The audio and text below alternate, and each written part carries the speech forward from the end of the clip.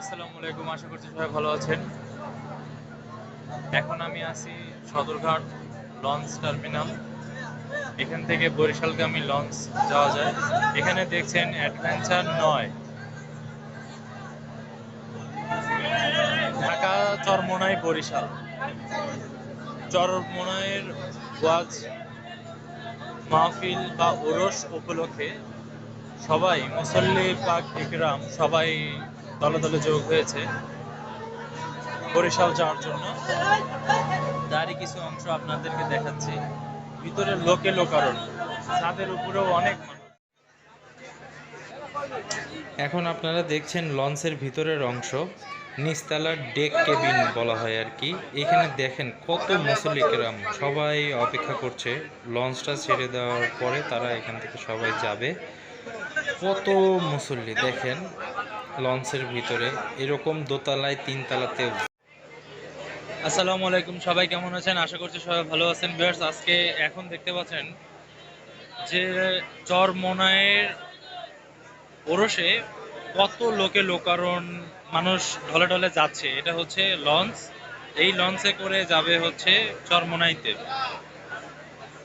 দেখেন কত মানুষ,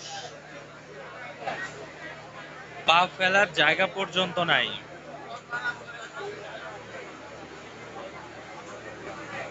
এইদিকে হলো দুইতলার ডেক কেবিন, এটা হচ্ছে ইঞ্জিন সাইড।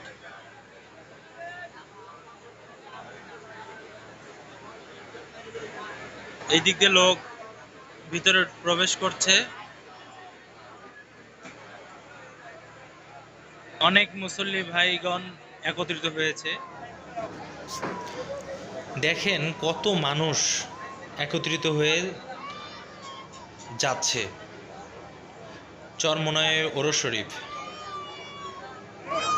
হাজার হাজার মুসল্লি, কত লোক সবাই লঞ্চে উঠেছে। এরকম অনেকগুলো লঞ্চ আছে, প্রত্যেকটাতেই এরকম লোক। ওরস উপলক্ষে সারা বাংলাদেশের মানুষ চরমোনাইয়ে গিয়ে থাকে। কেউ আছে বাসে যাচ্ছে, কেউ আছে লঞ্চে যাচ্ছে। লঞ্চের প্রথম অভিজ্ঞতা আপনাদের সাথে শেয়ার করলাম। দেখুন না একবার কত মানুষ হয়। এরকম প্রত্যেকটা লঞ্চেই অনেক মানুষের সমাগম।